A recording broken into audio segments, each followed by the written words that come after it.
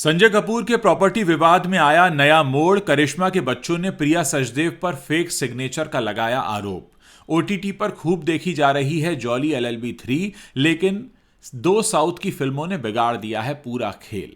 खत्म नहीं होगी धुरंधर की लेगेसी। 2026 में आएगा फिल्म का दूसरा पार्ट। मुझे उनकी याद आती है। आश्रम की पम्मी ने बॉबी देओल को लेकर कही बड़ी बात, क्योंकि सास भी कभी बहू थी कि नैना झेल रही हैं टूटी शादी का दर्द। बेटी की वजह से सताता है डर।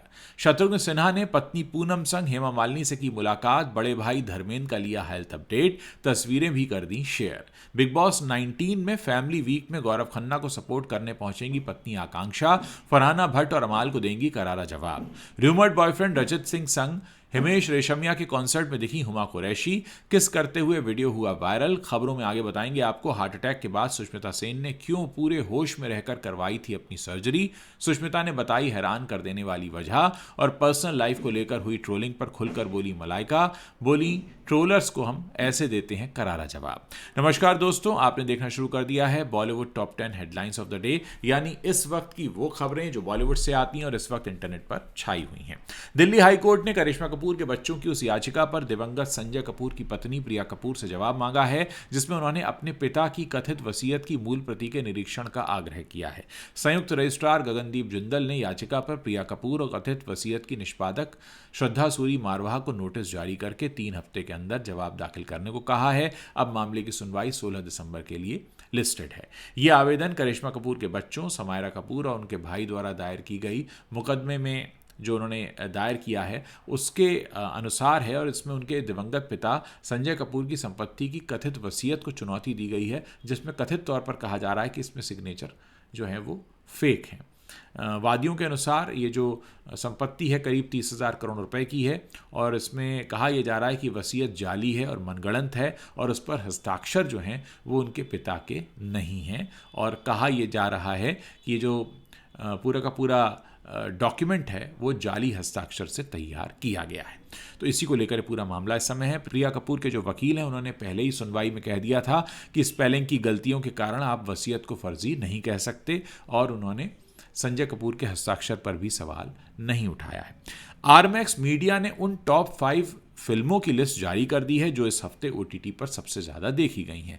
हैरानी की बात यह है कि इस लिस्ट में बॉलीवुड की सिर्फ 2 ही फिल्में हैं। इस लिस्ट में साउथ की फिल्म कांतारा चैप्टर 1 का दबदबा देखने को मिला। इस फिल्म ने 3.3 मिलियन व्यूज के साथ पहले नंबर पर अपनी जगह बनाई हुई है। इसी लिस्ट में 3 मिलियन व्यूज के साथ बारामूला है जो दूसरे नंबर पर है। ये एक सुपरनैचुरल मिस्ट्री थ्रिलर है। लिस्ट में तीसरे नंबर पर साउथ की फिल्म है लोका चैप्टर 1, इसका नाम आ रहा है, और इस फिल्म को ओटीटी पर खूब पसंद किया गया है। फिल्म को 2.7 मिलियन व्यूज मिले हैं। अक्षय कुमार और अरशद वारसी की फिल्म जॉली एलएलबी 3 को लिस्ट में चौथे नंबर पर जगह मिली है। इस फिल्म को 2.2 मिलियन व्यूज मिले हैं। हॉलीवुड फिल्म द फैंटास्टिक 4 का नाम लिस्ट में 5वें नंबर पर रहा। इसे 2 मिलियन व्यूज मिले हैं।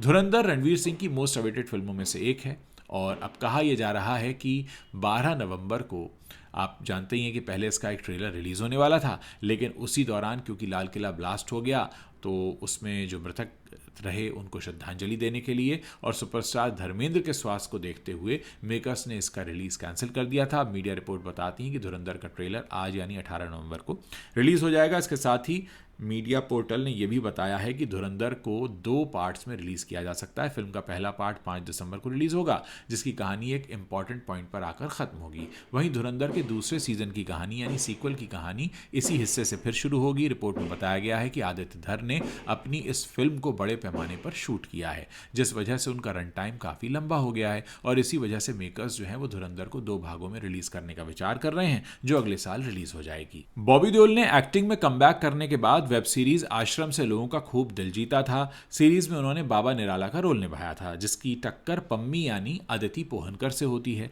सीरीज के 3 पार्ट्स आ चुके हैं और तीनों ही ब्लॉकबस्टर हिट रहे। अब अदिति पोहनकर ने बॉबी देओल के साथ काम करने का अपना एक्सपीरियंस शेयर किया है, और ये भी कहा है कि मुझे उनकी बहुत याद आती है। दरअसल अदिति पोहनकर ने हाल ही में अपनी वेब सीरीज आश्रम को लेकर कुछ पत्रकारों से बात की। इस दौरान उन्होंने बॉबी देओल को याद किया। अदिति ने कहा, मुझे नहीं पता कि मैं कैसे कहूं, लेकिन मुझे बॉबी सर की बहुत याद आती है। आश्रम में काम काम करना अद्भुत अनुभव था। वो बहुत अच्छे इंसान और बेहतरीन एक्टर हैं। हम लोगों ने सीरीज़ की शूटिंग करते हुए एक साथ फैमिली की तरह वक्त बिताया। हम लोगों ने 3 सालों तक एक दूसरे के साथ काम किया।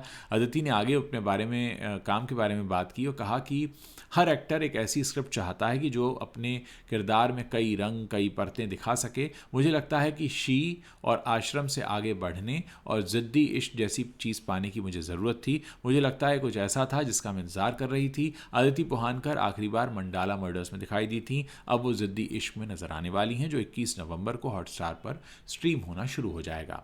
स्टार प्लस के पॉपुलर शो क्योंकि सास भी कभी बहू थी में नॉयना की भूमिका निभाकर पॉपुलैरिटी हासिल करने वाली बरखा बिष्ट किसी पहचान की मोहताज नहीं है। वो आए दिन किसी न किसी वजह से चर्चा में रहती हैं। क्योंकि सास भी कभी बहू थी 2 में बेशक नॉयना को देखा जा रहा है कि वो मेहर और तुलसी की शादी तोड़ने में लगी हुई हैं, लेकिन रियल लाइफ में उनकी शादी खुद टूट चुकी है। जी हाँ, क्योंकि सास भी कभी बहू थी में नॉयना की भूमिका निभाने वाली बरखा बिष्ट की शादी टूट चुकी है। उनकी एक बेटी भी है जिसकी परवरिश वो सिंगल मदर के तौर पर करती हैं। बरखा बिष्ट का 2020 में इंद्रनील सेन गुप्ता के साथ तलाक हो गया था। हालांकि लगभग 5 साल बाद भी बरखा टूटी शादी का दर्द नहीं भूल पाई हैं। हालिया इंटरव्यू में बरखा ने कहा, आजकल शादियां नहीं चल रही हैं, लोग शादियां करना ही नहीं चाहते, अगर कर भी रहे हैं तो वो जल्दी टूट रही हैं। बरखा ने कहा कि मैं शादी में बहुत विश्वास रखती हूं, लेकिन मेरी ही नहीं चली। अब वक्त बदल गया है, बहुत कुछ मिक्सअप हो गया है, लोगों का नजरिया भी रिश्ते को लेकर बदल चुका है।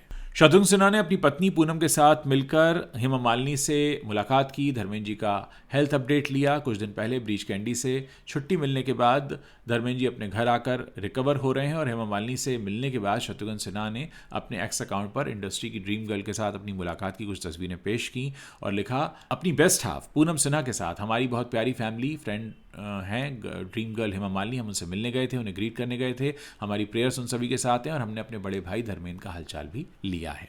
बिग बॉस 19 अब अपने फाइनल दौर में पहुंच रहा है और फैमिली वीक में घर में मौजूद कॉन्टेस्टेंट्स के परिवार के लोग दिखाई देंगे।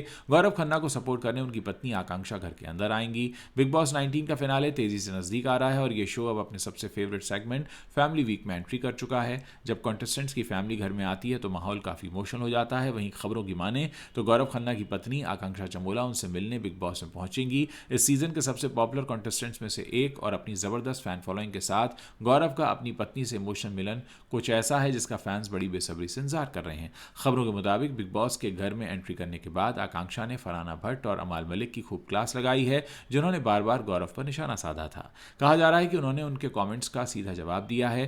फरहाना और अमाल के कमेंट्स पर रिएक्शन देने के साथ साथ आकांक्षा चमोला अपने पति गौरव खन्ना को उनकी स्ट्रेंथ याद दिलाती हुई नजर आएंगी। वो उन्हें अपना इमोशनल सपोर्ट देती दिखेंगी। साथ ही वो शो के लास्ट फेज में एंट्री करते हुए उन्हें अपना ध्यान फोकस में रखने के लिए कहेंगी। ये देखना दिलचस्प होगा कि फरहाना भट्ट और अमाल आकांक्षा के जवाब पर कैसे रिएक्ट करते हैं। दिलचस्प बात यह है कि हाल ही में वीकेंड का वार एपिसोड में सेलिब्रिटी जोशी जय मदान ने संकेत दिया कि यह जोड़ा जल्द ही माता पिता भी बन सकता है। जब गौरव ने मदान से पूछा क्या मेरे और मेरी पत्नी के बच्चे होंगे तो जोशी ने जवाब दिया, आकांक्षा इस बारे में सीरियसली सोच रही हैं। आपको बता दें कि गौरव आकांक्षा की शादी को 9 साल हो चुके हैं और उन्होंने अभी तक माता पिता बनने का फैसला नहीं किया है। हुमा कुरैशी और एक्टिंग कोच रचित सिंह के आपस में डेट करने की खबरें काफी चर्चा में हैं। खबरें थी कि सितंबर महीने में दोनों ने सगाई कर ली है। अब दोनों का एक वीडियो सोशल मीडिया पर वायरल हो रहा है। इसमें हुमा रचित के साथ सिंगर हमेश रेशमिया का कॉन्सर्ट एंजॉय करती दिख रही हैं। इस वीडियो में हुमा और रचित काफी क्लोज नजर आ रहे हैं। रचित ने हुमा को किस किया और उन्हें गले भी लगाया। हालांकि जैसे ही रचित ने कैमरे को देखा उन्होंने अपने हाथ हुमा से हटा लिए और थोड़ी सी दूरी भी बना ली। हुमा ने भी इस कॉन्सर्ट के कुछ वीडियोस शेयर किए हैं। इसमें वो हिमेश के गानों पर डांस करती दिख रही हैं। इस दौरान उनके साथ मुनव्वर फारूकी भी थे। आपको बता दें कि हुमा और रचित के अफेयर की खबरें लंबे समय से आ रही हैं, जिसे अभी तक उन्होंने ऑफिशियल नहीं किया है और वो अभी प्लान कर रहे हैं कि कब और कैसे पब्लिकली अनाउंस किया जाए। फरवरी 2023 में जयपुर में वेब सीरीज आर्या के तीसरे सीजन की शूटिंग के दौरान सुष्मिता सेन को हार्ट अटैक आया था। उनकी आर्टरी में 95% का ब्लॉकेज था। उन्होंने अपनी एंजियोप्लास्टी कराई और हैरानी की बात यह है कि पूरी सर्जरी के दौरान वो पूरे होश में रहीं और उन्होंने एनेस्थीसिया लेने से इनकार कर दिया। वहीं हार्ट सर्जरी के महज 15 दिनों के भीतर वो सेट पर भी लौट आईं। वहीं अब सुष्मिता ने खुलासा किया है कि दिल का दौरा पड़ने के बाद आखिर उन्होंने पूरे होश में रहकर क्यों अपनी सर्जरी करवाई थी। एक पॉडकास्ट में दिव्या जैन के साथ बातचीत करते हुए सुष्मिता ने दिल के दौरे के अपने एक्सपीरियंस के बारे में खुलकर बात की। उन्होंने कहा, जब आपको दिल का दौरा पड़ता है और आप होश में होते हैं तो आपको पता चलता है कि आप ज़िंदगी के दूसरे छोर पर पहुंचने के कितने करीब पहुंच गए हैं। एक बार जब आप उस पार पहुंच जाते हैं तो आपको ये भी पता चलता है कि अब आप कितना पीछे हैं और आपको फ़र्क भी समझ में आने लगता है। साथ ही मैं एक ऐसी इंसान बन गई हूँ जिसके पास करने के लिए बहुत कुछ है, अपनी प्रोफेशनल लाइफ को चलाने, एक ब्रांड के रूप में सुष्मिता सेन होने, 2 बेटियों की सिंगल मदर होने, उनकी सेफ्टी और उनके डेवलपमेंट में उनकी भूमिका पर नज़र रखने के बीच ज़िंदगी में बहुत सारे बदलाव आए हैं और इस बीच मेरे कई रिश्ते भी रहे हैं। अगर आप इन सभी पहलुओं पर गौर करें तो मैं बस आगे बढ़ना जानती हूँ। मेरे ख्याल से सब कुछ पल भर के लिए है, दिल का दौरा भी। अगर मैं इससे बच नहीं पाती तो बताने के लिए कोई कहानी ही नहीं बचती, लेकिन अगर आप इससे बच गए हैं तो उस समय जो हुआ उसके बारे में बैठकर सोचने का कोई मतलब नहीं होता। सुष्मिता ने बताया कि हार्ट अटैक की सर्जरी के दौरान उन्होंने पूरी तरह से जागे रहने और होश में रहने का ही फैसला लिया था।